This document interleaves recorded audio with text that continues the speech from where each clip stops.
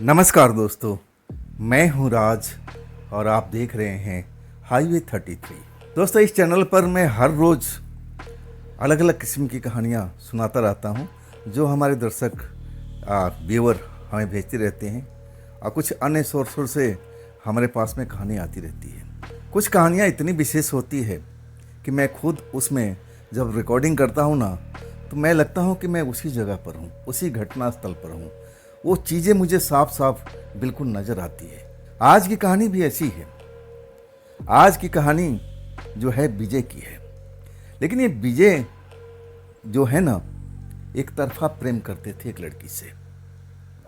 प्रेम दोनों तरफ से होता है, तब तो वो बिल्कुल सही होता है। लेकिन एक तरफा जो प्रेम होता है ना, बड़ा ही खतरनाक होता है, बड़ा ही डेंजरस होता है। तो चलिए, आज हम महाराष्ट्र में लेके चलते हैं। लेकिन ये जो विजय जी है ना, महाराष्ट्र में काम करते थे, लेकिन रहने वाले थे उत्तर प्रदेश के, लखनऊ के आसपास के, और साल था 2002 का। आज की कहानी जो हमें शेयर किए हैं, भेजे हैं, विजय जी का एक करीबी दोस्त जिनका नाम है केशव। तो चलिए, आज की कहानी की शुरुआत करते हैं विजय जी के ही पॉइंट ऑफ व्यू से। दोस्तों, मेरा नाम विजय है। वैसे मेरी उम्र शादी लायक तो हो चुकी थी, लेकिन मेरे माता पिता जितने भी रिश्ते मुझे अब भेजते थे, ये फ़ोटो देख ले बेटा, वो फ़ोटो देख ले, लेकिन मुझे कोई लड़की में ख़ास इंटरेस्ट आता नहीं था। मैं एक ऐसी लड़की ढूंढ रहा था जिसके मैं सपने रात को देखता था। वैसी लड़की आज तक मुझे नज़र नहीं आई। मैं एक ऑफिस में काम करता था, अच्छी खासी मेरी सैलरी थी, यार दोस्त भी थे, और किसी न किसी के साथ में प्रेम मोहब्बत उस ऑफिस में लड़की भी काम करती थी। तो ऐसा नहीं था कि इकलौता मैं ही अब बिना कोई फ्रेंड का था। उसमें भी कई लड़के थे जो अभी तक किसी से प्यार नहीं हुआ था। और हम जो ऐसे लड़के थे ना, एक हमारा अब एक तरह से अलग सा, हम कभी कभी बैठते थे चाय कॉफ़ी पीने के लिए, तो चर्चा करते थे। सब अपनी अपनी अब बताते थे कि तुम्हें कैसी लड़की चाहिए, कैसी लड़की पसंद है। वो मेरे से ही पूछते थे कि विजय तुम भी बताओ, तुम्हें कैसी लड़की पसंद है। आज तक तुम किसी ऑफिस की लड़की पर निगाहें नहीं डाली, बात क्या है, किसी और लड़की से प्यार करते हो? तब मैंने कहा कि नहीं भाई, मुझे तो प्यार अभी हुआ ही नहीं है। मैं तो उस लड़की का इंतज़ार कर रहा हूँ जिससे मैं अपने अब ज़िंदगी का साथी बना सकूँ। लेकिन अभी तक ऐसी लड़की कोई मिली ही नहीं। सब दोस्त मुझ पर हंसते थे, मजाक उड़ाते थे, मेरे यार दोस्त, और मैं भी उन पर मजाक उड़ाता था। हंसी का माहौल ये सब चलता रहता था। वो साल थी 2002 की। हमारे ऑफिस में अब एक नई लड़की आती है। उसका नाम था विनीता। आज जब मैं उसको पहली नज़र देखा ना, तो मैं देखता ही रह गया था। मुझे लगा कि मेरी जो सपनों में लड़की आती है, जैसे मैं अपने लिए जीवन साथी की तलाश कर रहा हूँ, ये तो यही लड़की है। ऐसा ही तो लड़की मुझे चाहिए। हाइट भी उसकी लंबी थी, एक हरा शरीर था, बाल बड़े बड़े थे, आंखें बड़ी बड़ी थी। जैसा मैं कल्पना करता था ना, बिल्कुल सेम टू सेम वो लड़की आ गई थी। और सबसे बड़ी उसकी जो मुस्कान थी, वो देखने लायक होती थी। आवाज़ भी भगवान ने उसको बहुत ही मीठी दिया था। सच कहूँ, मैं जब वो लड़की हमारे ऑफिस में ज्वाइन करती है ना, तो मैं उसको देखता ही रह जाता हूँ। हमारे जो मित्र थे अब मेरी निगाहों का पीछा करते हैं, लेकिन उस टाइम कुछ नहीं बोलते। वो जानते थे कि आज तक विजय किसी लड़की की तरफ नज़रें उठा कर नहीं देखा है। हाँ, सरसरी निगाह से कौन नहीं देखता है, लेकिन मैं उस लड़की से ऐसा कहूँ ना कि उसके अब सौंदर्य में ऐसा खो गया था कि मेरी निगाहें उस पर बिल्कुल जमी रह गई थी। शायद मेरे यार दोस्तों ने अब उस टाइम देख लिया था, लेकिन मैं उस लड़की से कुछ बोल नहीं पाया। वो अपने काम में अब लग चुकी थी, मेरा काम अलग था, तो मैं अपने काम में लगा हुआ था। लंच टाइम में हम वही यार दोस्त बैठते हैं लंच करने के लिए, और तब जो हमारे दोस्त कहते हैं, वो नई लड़की पर तुम्हारी निगाहें कुछ ज़्यादा देर तक रुक गई थी विजय। क्या है, कहीं प्यार तो नहीं हो गया, पहली नज़र का प्यार? तब मैं मुस्कुरा के कहता हूँ कि नहीं भाई, ऐसी बात नहीं है, लेकिन लड़की वाकई में जो मैं सपने में देखा करता ना, अब वैसी ही लड़की लग रही है। तब हमारे दोस्त हंसी हंसी मजाक उड़ाने लगे कि फिर देरी किस बात की है, एक बार ट्राई तो करो, क्या पता तुम्हारी जोड़ी बन जाए। वो भी लड़की नई नई ज्वाइन की है, अच्छी है, हम भी देख रहे हैं। अब इसके बाद सच कहूँ ना कि मेरा तो हिम्मत नहीं था कि उस लड़की से बात करूं, लेकिन मेरे यार दोस्त जो मुझे प्रेशर दे रहे थे कि वक्त निकालो उसके लिए और एक बार मिलो, बातचीत का शुरुआत करो, क्या पता दिल मिल जाए। सच कहूँ ना, अपने यार दोस्तों के इतने प्रेशर करने के बाद आज जबकि 15 दिन से ऊपर हो चुका था, लंच टाइम में मैं उसको बुलाता हूँ कि आप मेरे साथ में आइए लंच करते हैं। लड़की मेरी तरफ देख करके घूरने लगी और धीरे से कहती है कि नहीं, मैं आपके साथ भला लंच क्यों करूं, जय जो मेरी सहेली हैं उनके साथ में बैठ कर लंच करूंगा। एक तरफ से पहली ही बार जिसको मैं अब दिल से चाहता, वो ठुकरा करके अब मेरे पास से अब चली गई थी, अपनी सहेलियों के पास बैठ गई थी। सच कहूँ ना, वो दिन मैं कभी भूल नहीं पाता। सच कहूँ, अगर मेरे यार दोस्त वहाँ पर अब मुझे देख नहीं रहे होते तो शायद मैं रो देता, ऐसी मेरी हालत हो गई थी। उसके बाद मेरे यार दोस्त मेरे पास में आए और कहने लगे, अरे ये सब होता रहता है, चलता रहता है, अरे अब अभी तो पहली बार हुआ ना, एक दो बार और ट्राई कर, क्या पता अब तेरे लिए उसके अंदर दिल में जगह हो, पहली बार है ना, मना कर रही है, ट्राई करते रहा, ट्राई करते रहा। सच कहूँ ना, मैं उससे 3 बार अलग अलग जगह पर, अलग अलग टाइम पर और अपने दिल की बात रखने की कोशिश किया, लेकिन तीनों बार उसने एक झटके से बता दिया कि मुझे ऐसी बातों में इंटरेस्ट नहीं है, कृपया करके आप मेरे रास्ते में ना आइए।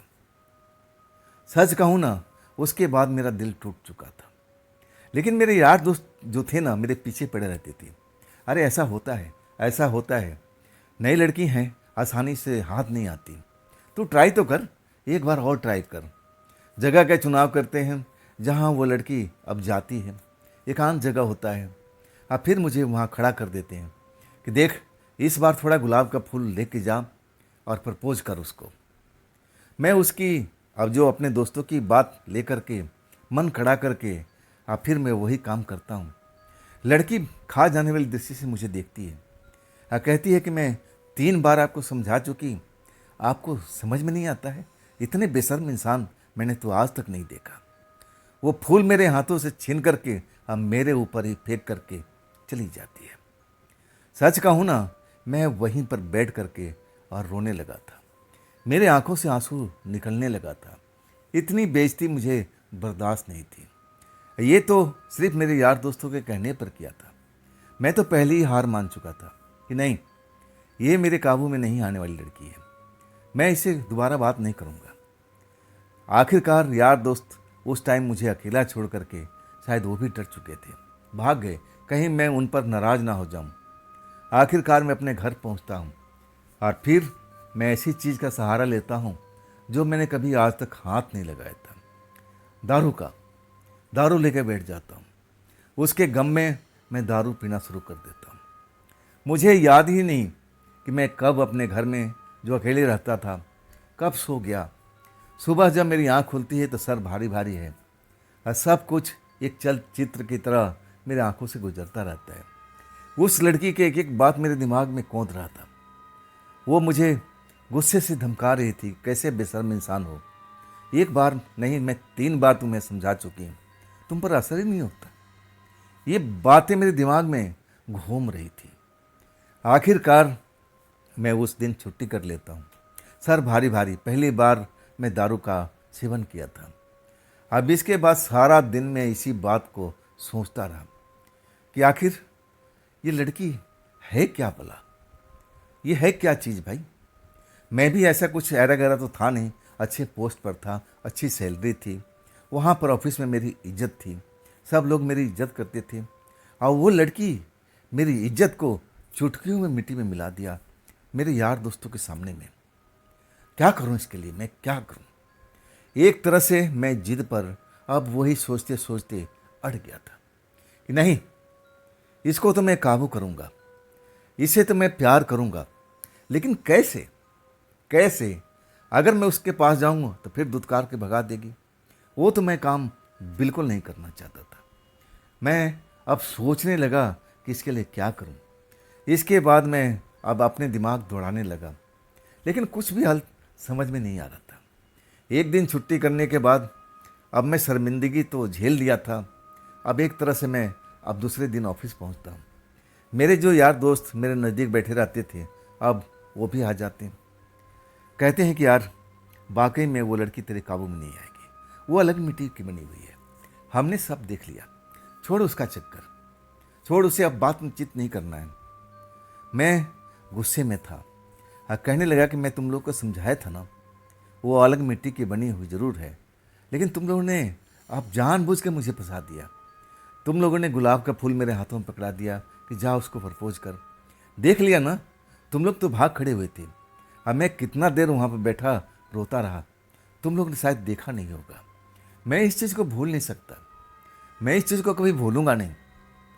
मेरी अब गुस्सा देकर मेरे यार दोस्त कहने लगे, फिर क्या करेगा तू, क्या करेगा, ज़बरदस्ती उससे प्यार हासिल करेगा? मैं कहने लगा नहीं, ऐसा काम तो मैं भूल के भी नहीं करूँगा, लेकिन अपनी बेइज्जती का बदला मैं ज़रूर लूँगा। कैसे लूँगा मुझे इस चीज़ का पता नहीं है। खैर इसके बाद माहौल बिल्कुल शांत हो गया था। यार दोस्त को लगा था कि बात आई गई हो गई, चलो मैं भी गुस्से में बोल दिया था। सामान्य सा सब ऑफिस हो गया था। अब इसके बाद सब कुछ अपना रूटीन की तरफ चल रहा था। पूरे 3 महीने बीत चुके थे, लेकिन मेरे दिमाग में वही बात बार बार गूंजती थी, कैसे बेशर्म इंसान हो। ये बातें मैं भूल नहीं पाता था। अब मैं शाम को टाइम जब अपना घर पहुंचता था तो मैं अकेला रहता था अपने फ्लैट में। अब मुझे घर बिल्कुल अच्छा नहीं लगता था। उसी लड़की का चेहरा मेरे सामने नज़र आता था। वो जो मेरे साथ में किया था श्लोक, जैसे मेरे को धुतकारा था, डांटा था, अब वही बात मेरे साथ में अब लगता था कि बार बार रिपीट हो रहा है। अब मैं नशे का अब शिकार बन चुका था। शाम के टाइम पैग तो मुझे ज़रूर चाहिए। अब जब तक मैं पैग ना पीऊँ वही दिमाग में सब चलता रहता था। इसके बाद मैं अब नशे में होकर के अब सो जाता था। ऐसा ही रोज़ होने लगा। मैं कुछ दिन के लिए अब मन बना लिया था कि मैं गांव जाऊंगा, थोड़ा सा मन फ्रेश करके आऊँगा, गांव में अपने दोस्तों से मिलूँगा, खेत खलिहानों में घूमूंगा और शायद मेरा मन बदल जाए, ये सब चीज़ों से मैं बाहर निकल जाऊँ। अब मेरे यार दोस्त भी कहने लगे कि ठीक सोच रहा है तू विजय, तू चल जा गाँव, महीने भर की छुट्टी ले, अब पूरा महीना अपने गांव में बिता के आ जा। ये सब चीज़ें से बाहर निकल जाएगा, मन का शांति भी मिलेगी। खैर मैं वही करता हूँ, पूरे महीने की छुट्टी लेकर के अपने गांव उत्तर प्रदेश में आ जाता हूँ। वाकई गांव में आने के बाद में मुझे बड़ा शांति महसूस हुई। मैं ऑफिस से बहुत दूर था, अब बिल्कुल शांत मन करके बैठा था। मेरे माता पिता कह रहे थे कि देख अब ये नई लड़की का फ़ोटो देख ले, देख ये कैसी है। मैं देखा फ़ोटो, लेकिन मैं अब सच कहूँ ना, लड़की तो बहुत ही खूबसूरत थी, लेकिन मेरा दिमाग बस ऐसा घूम गया उस लड़की को देख करके।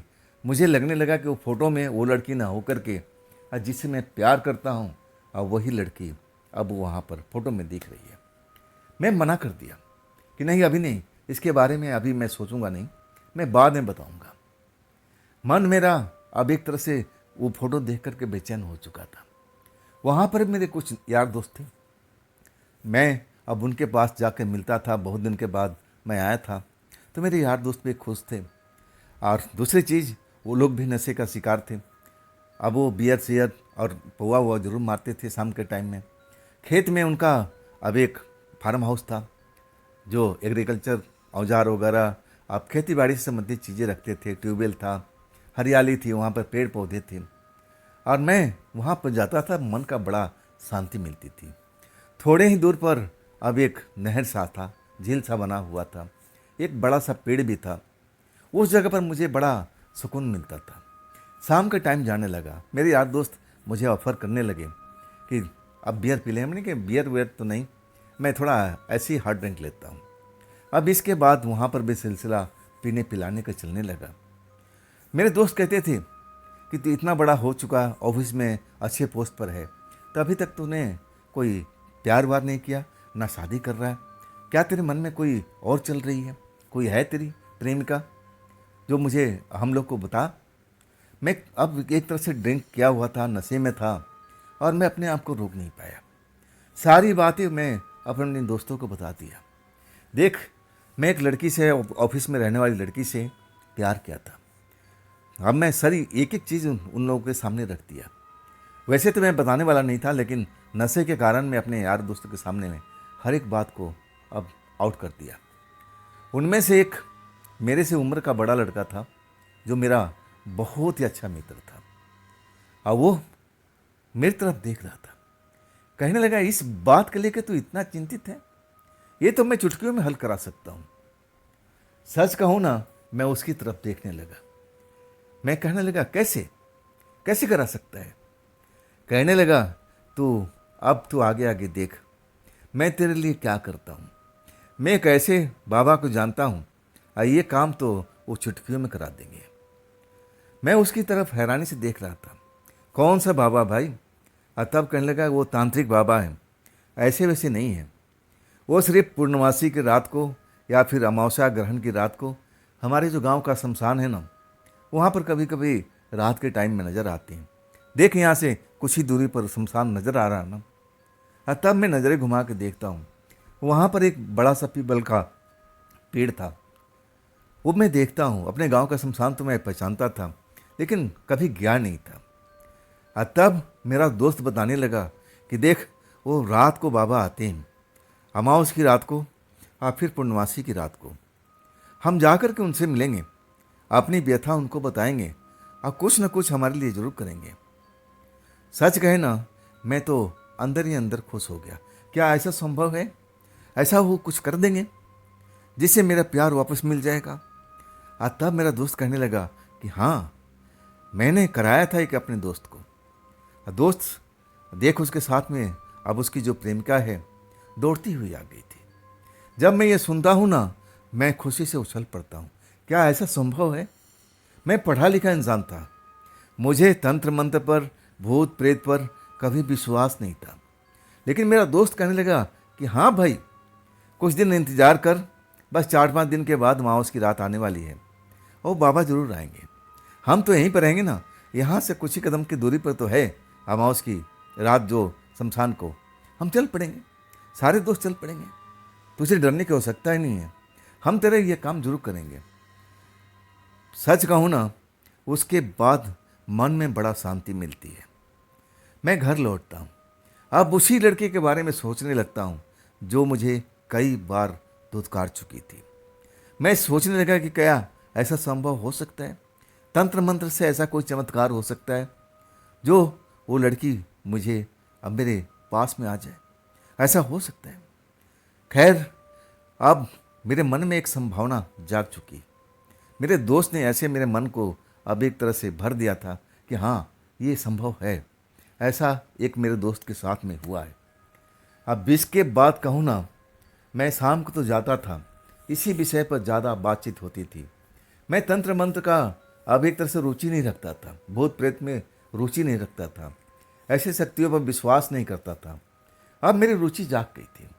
मैं उससे बहुत तरह की बातें पूछता था, क्या वास्तव में भूत प्रेत होते हैं? तब कहने लगा मेरा दोस्त कि हाँ, होती है ना भाई, शमशान में, इसी शमशान में अमावस की रात को वहाँ भूत प्रेत, प्रेतनी, चुड़ैल सब नजर आते हैं। मैं कई बार यहाँ से मैं देखा हूँ, वहाँ पर कुछ रात में चल रहा होता है। क्या तुझे देखना है? तब मैं कहने लगा, नहीं भाई, नहीं, बिल्कुल नहीं, मैं ऐसी चीज़ों को देखना पसंद नहीं करता हूँ। लेकिन मेरा जो विश्वास था ना इन शक्तियों पर पहले नहीं था, धीरे धीरे करके मेरा विश्वास अब जमने लगा था। आखिरकार वो रात आती है, अमावस की रात। हमारी चौकड़ी अब उसी जगह पर, कोई बियर पी रहा है, कोई हार्ड ड्रिंक, वैसे मैं भी ले रहा था। अब फिर अपना एंजॉय कर रहे थे। अब रात हो चुकी थी, 9 बज चुका था। अब इसके बाद मैं ही अब जिक्र करता हूँ कि आज तो तुम बोल रहे थे कि शमशान में उनसे मिलाओगे बाबा जी से। तब वो कहने लगा, अरे अब यही सब्र रखो, अभी वक्त नहीं हुआ है, थोड़ा टाइम और बिताओ, हम सारे दोस्त चलेंगे ना, तुम डरो मत, हम तुम्हें अकेला नहीं भेजेंगे।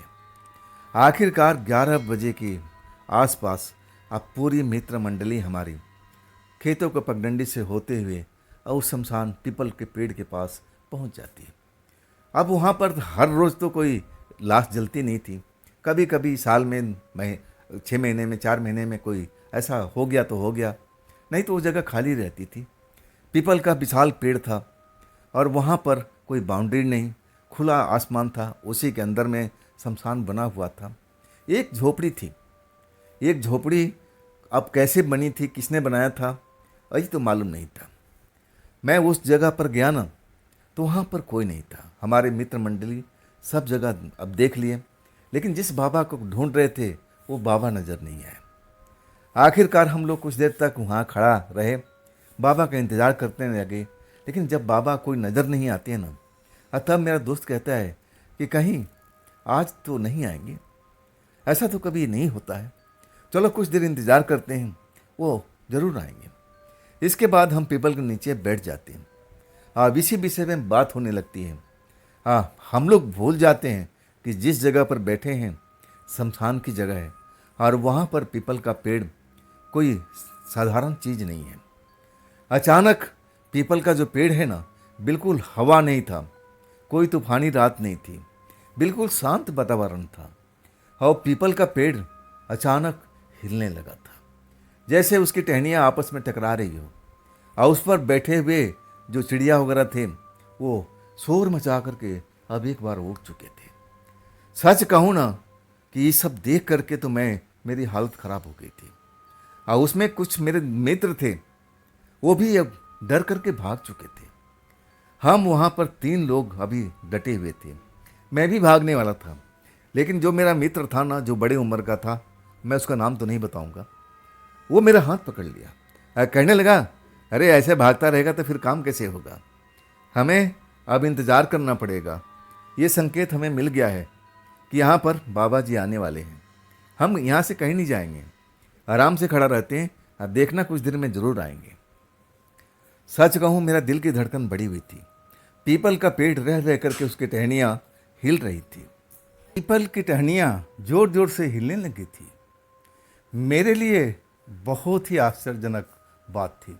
ना तो कोई तूफानी हवा थी, ना ऐसा कोई तूफानी हो रहा था, लेकिन ये पीपल का पेड़ जो टहनियाँ थी जैसे आपस में टकरा रही हो।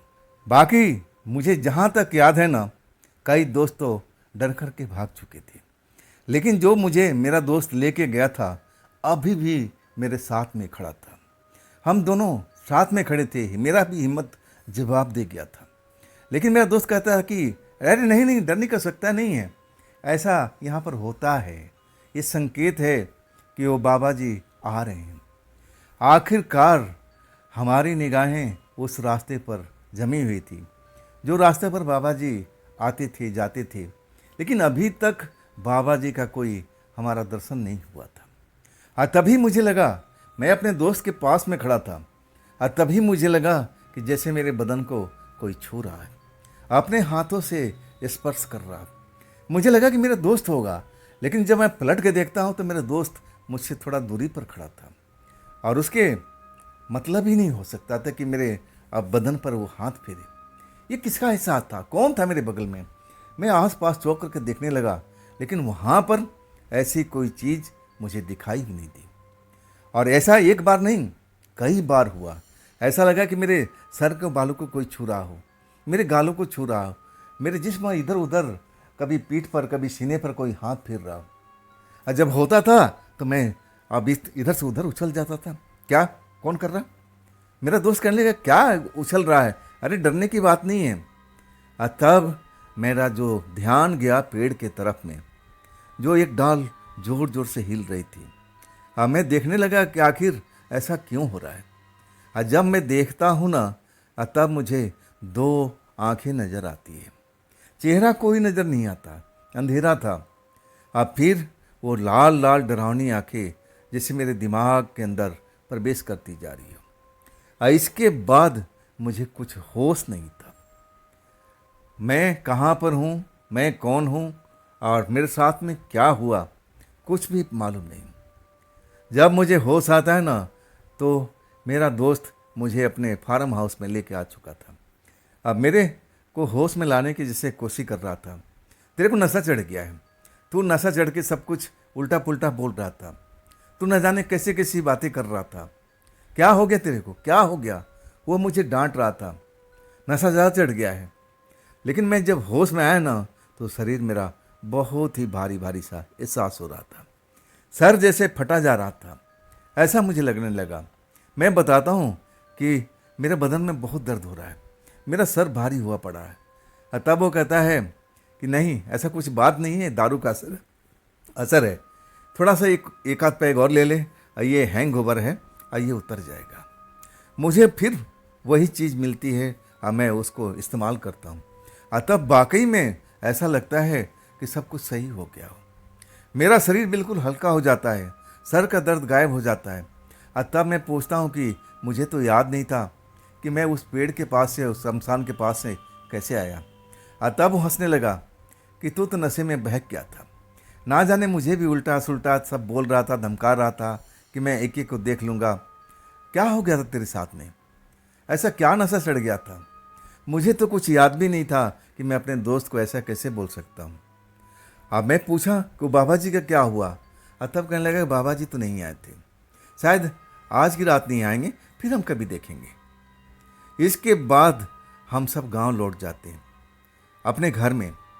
और फिर मुझे रात में एहसास होता है कि जैसे मैं अपने बिस्तर पर अकेला नहीं हूँ, कोई है मेरे साथ में।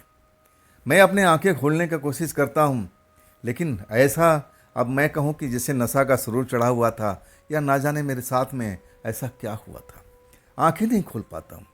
वही एहसास जैसे उस पेड़ के पास मुझे हो रहा था, जैसे मेरे बदन का कोई छू रहा हो, मेरे बालों से खेल रहा हो, ऐसा एहसास हो रहा था। मैं एहसास करने की कोशिश करता था कि मेरे बगल में कौन हो सकता है भाई, औरत जैसा अब एहसास हो रहा था। और उसी टाइम ऐसा महसूस होने लगा कि मैं जैसे एकदम बेहोशी की हालत में हूँ। मुझे कुछ ऐसा महसूस नहीं हो रहा था कि मैं कहीं और हूँ, अंधेरे कमरे में हूँ। और फिर मैं एक खूबसूरत स्वप्न में खो जाता हूँ।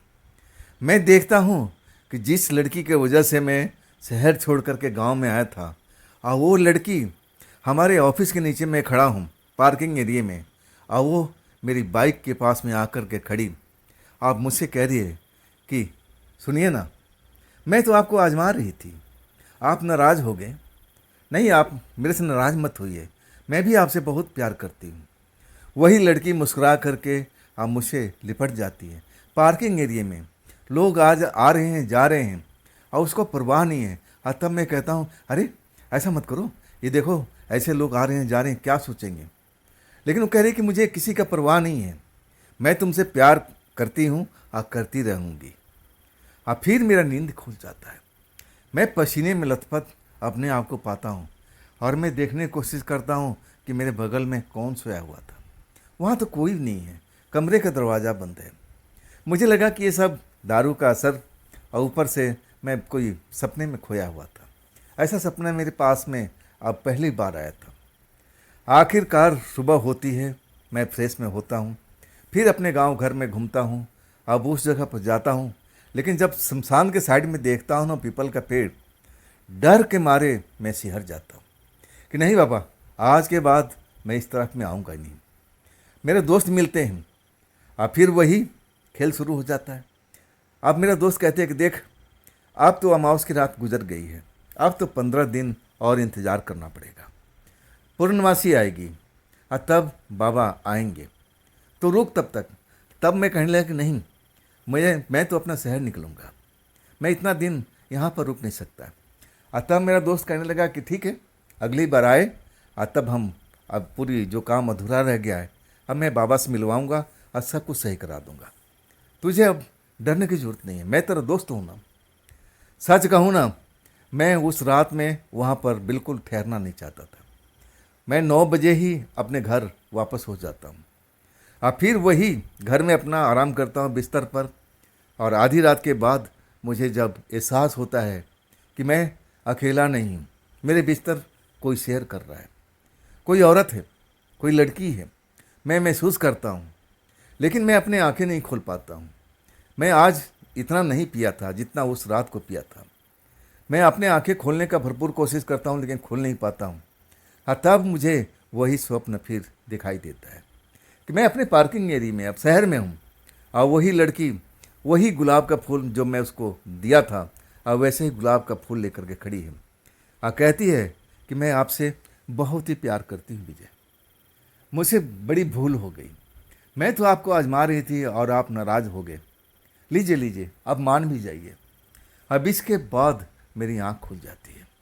एक सपना ही था, सपना समझ के मैं उसको भूल जाता हूँ, लेकिन सपना जो भी था ना, बहुत ही हसीन था, जो बहुत ही प्यारा था। काश ऐसे मेरे जीवन में ऐसा वो लड़की कर सके। अब फिर मैं अगले दिन अपने माँ को, परिवार को बोलता हूँ कि मैं अब निकल रहा हूँ, फिर मैं कभी आऊँगा।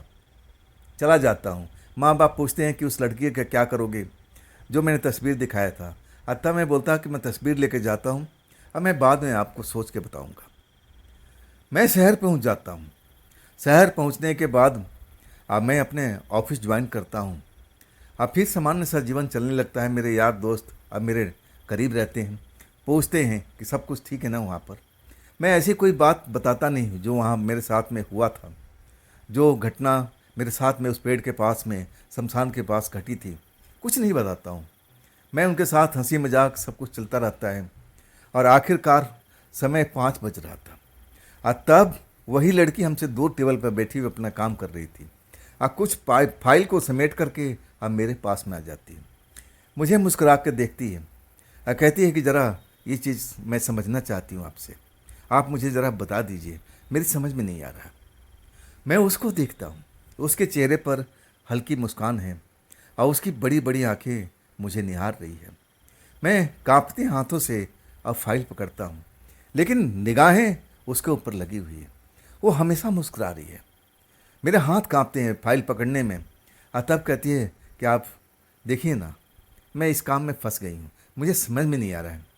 आप तो पुराने हैं ना इस ऑफिस के, तो ज़रा ये समझा दीजिए। और फिर मैं उस विषय पर आता हूँ, बताता हूँ कि ऐसे नहीं, ये ऐसे काम होगा। सच कहूँ ना, वो फाइल लेके चली जाती है और मुस्कुराहट बिखेरते हुए। मेरे को उस टाइम जो अनुभूति हुई थी ना, मैं आपको क्या बयान करूँ। जैसे लगा कि मैं जन्नत पा चुका हूँ। बिल्कुल उसके चेहरे पर कोई नाराज़गी वाली भाव नहीं थी।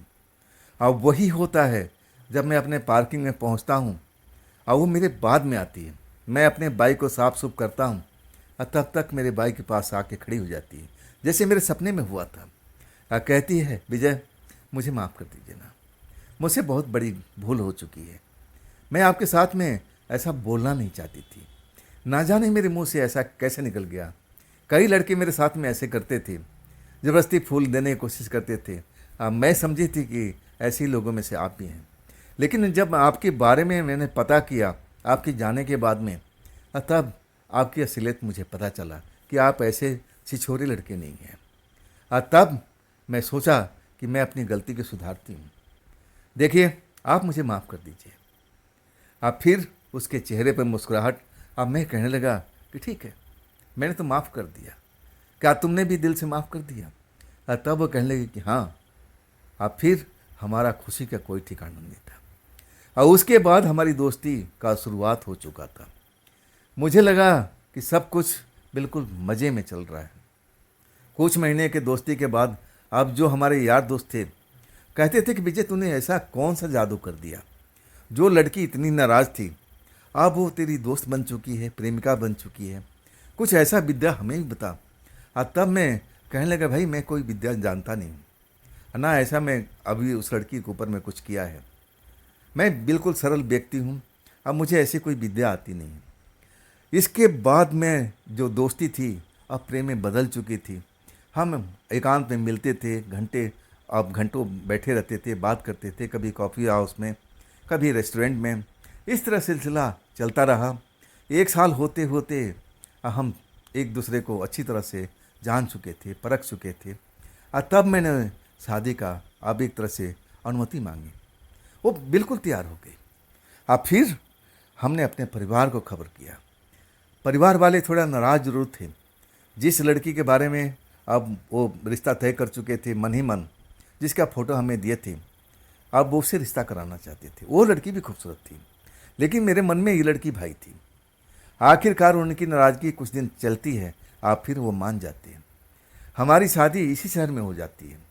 प्रेम विवाह नहीं, अरेंज मैरिज हो जाता है। हम पूरा परिवार खुश हो जाते हैं।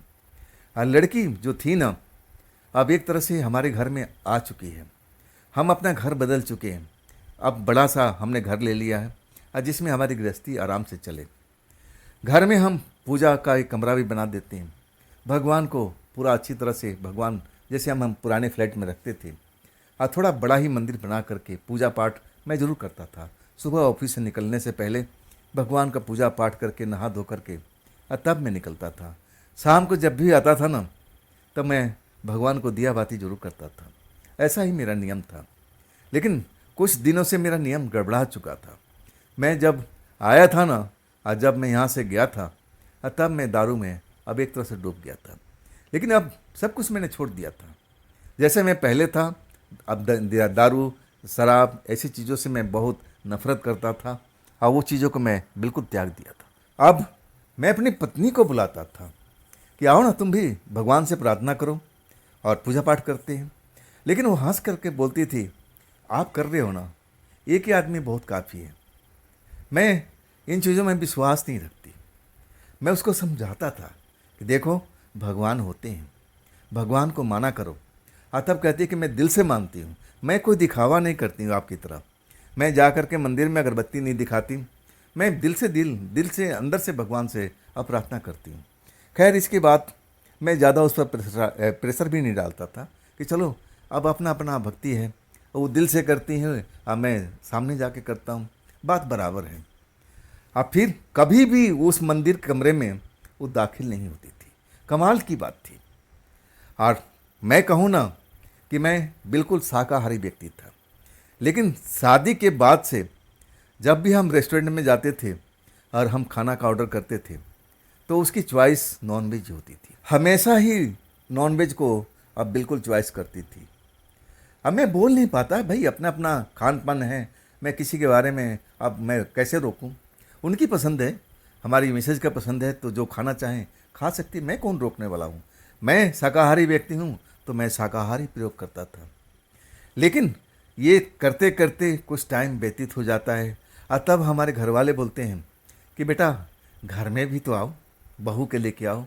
अब फिर हम प्रोग्राम बनाते हैं, राजी हो जाती है कि चलो हम गाँव, बड़ा खुश नज़र आती है गांव का नाम लेते ही। और फिर हम छुट्टी लेकर के गांव आ जाते हैं। गांव में भी हमारा एक पूरा सा घर था जो मंदिर बना हुआ था, और वहाँ पर गांव के बाहर एक देवी का मंदिर था, जो हमारे गांव का अब एक तरह से वो कुल देवी थी, गांव का देवी थी। कोई भी नया काम करने से पहले अब उनका दर्शन करना, उनका पूजा पाठ करना बिल्कुल ज़रूरी था। हम पहली बार दूल्हा दुल्हन के रूप में गए थे, तो एक मान्यता थी कि वहाँ पर पूजा पाठ तो ज़रूर करना है नई बहुरिया को।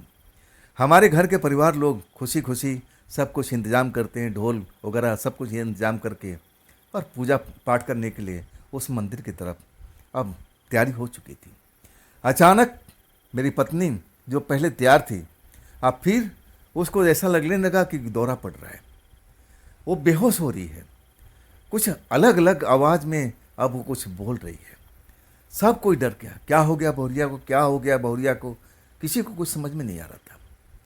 आखिरकार उस दिन का प्रोग्राम कैंसिल हो जाता है। डॉक्टर को बुलाया जाता है, डॉक्टर इंजेक्शन वगैरह देता है, कहता है कि घबराने वाली बात नहीं है, सब कुछ ठीक है, ये थकान है, सफ़र का थकान, आप लोग लंबी दूरी तय करके आए हो ना, इसलिए ऐसा हुआ है, चिंता की बात नहीं है, अब ये आराम करेंगी और सब कुछ सही हो जाएगा। 2 दिन तक इस प्रोग्राम को टाल दिया जाता है। घर के मंदिर में भी नहीं गई थी। मैं कमाल की बात बता रहा हूँ कि घर में जो मंदिर बना हुआ था हमारी कुल देवी का, जो हम पूजा करते थे, उसमें भी नहीं गई थी पूजा करने के लिए। और बाहर का मंदिर में जाने से पहले तबीयत खराब हो गई थी। किसी ने अभी तक कोई शक नहीं किया था, लेकिन जब वो स्वस्थ हो जाती हैं तो मेरी माँ कहती है कि बेटा पहले काम करते हैं, पहले अपना कुल देवी को घर का मंदिर में पूजा पाठ करते हैं। लेके मम्मी जाती है, और जैसे ही मंदिर में प्रवेश करना चाहती है और बेहोश होकर गिर जाती है धड़ाम से। घर में हाहाकार मच जाता है। क्या हो गया नई बोरिया को, क्या हो गया? अब वो होश में नहीं आती है। उसको उठा करके बेड पर रखा जाता है। मैं उस टाइम में बाहर था अपने दोस्तों के पास। मुझे खबर मिलती है तो मैं दौड़ता हुआ आता हूँ। अब फिर उसको होश में लाने की कोशिश करता हूँ तो कुछ देर में होश में आ जाती है, आंखें खोल देती है। अब फिर वो जो बड़बड़ाना शुरू करती है ना, बड़ी बड़ी आंखें, मैं किसी को नहीं छोड़ूंगी, सबको एक एक करके मारूंगी। मैं मंदिर में क्यों जाऊं, मैं मंदिर में क्यों जाऊं, मुझे मंदिर में ले जाने वाला कौन है? मैं एक एक करके मार दूंगी। बड़बड़ा रही थी, बड़ी बड़ी आंखें जैसे गोल गोल घुमा रही थी। उसका ये रूप देख करके घर के परिवार के लोग डर चुके थे। सबको लगा कि इसके ऊपर में कोई साया प्रवेश कर चुका है। अब करे तो क्या करें? हमारे गांव में एक थे तांत्रिक, अब नहीं है। उनको बुलाया गया कि आप आइए, देखिए ज़रा हमारी नई बहुरिया को क्या हो गया है, बड़बड़ा रही है। वो आते हैं, घर में ही आते हैं और कुछ सूंघते हैं।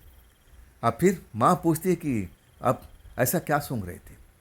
तब वो कहने लगे कि जो मैं सूंघ रहा था ना, मैं पहचान चुका हूँ। ये तो यहीं की है, शमशान वाली चुड़ैल है, प्रेतात्मा है। मैं इसको अच्छी तरह से जानता हूँ। ये तुम्हारे बहू के अंदर कैसे प्रवेश कर गई? क्या वो वहाँ पर गई थी शमशान के आसपास में? माँ, पूरा परिवार के लोग मना करने लगे कि नहीं जी, वहाँ नहीं गई थी, वो तो देखी भी नहीं जगह, घर से बाहर अभी तक निकली भी नहीं। सब कुछ माँ बताने लगते हैं। लेकिन उस टाइम अब वो कुछ बताए नहीं कि आखिर इसके ऊपर में शमशान वाली प्रेतात्मा कैसे आ गई है। झाड़ फूँक करते हैं और तब वो बड़ी मुश्किल से उसको भगा पाते हैं। शरीर से निकलने के बाद में मेरी पत्नी उठ के बैठ जाती है और कहती है कि मैं कैसे गिर गई थी, मुझे तो कुछ याद ही नहीं है। अब फिर एक तरह से घर में खुशी का माहौल हो जाता है कि चलो जो भी था प्रेत बाधा उतर चुका है, सब शांति हो चुकी है। लेकिन ये शांति ज़्यादा दिन तक नहीं रहती है।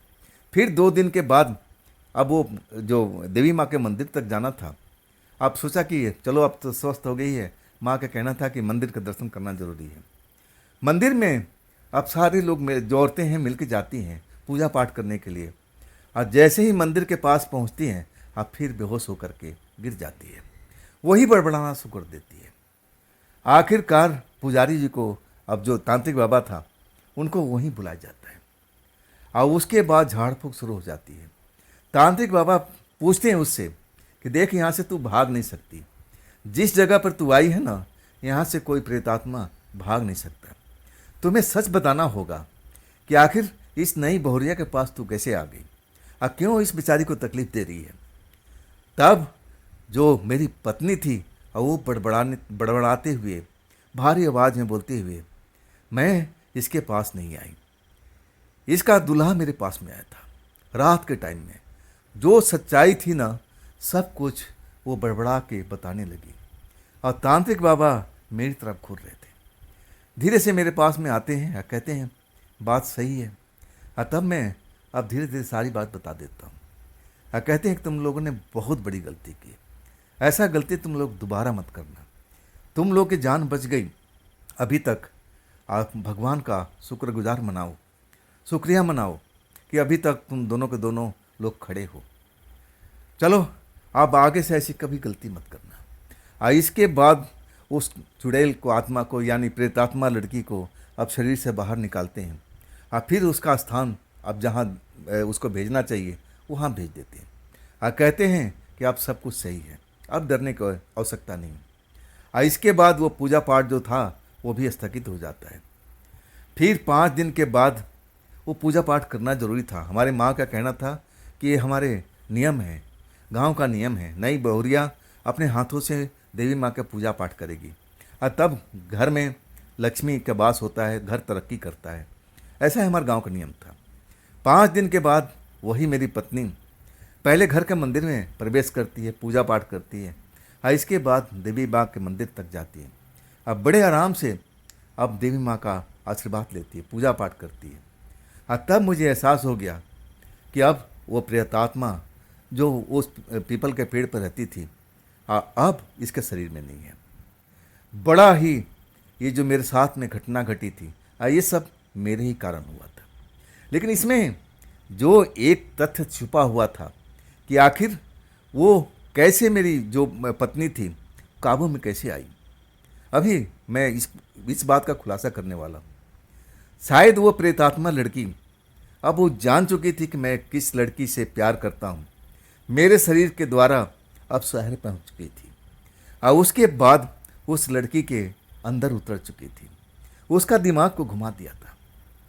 मुझे तो ऐसा ही लगता है। नहीं तो वो लड़की एक बार नहीं, दो बार नहीं, तीसरी बार मुझे दुत्कार चुकी थी। अब मुझे अब ये कड़वी शब्द सुनाने के बाद में कैसे उसका मन बदल जाता है।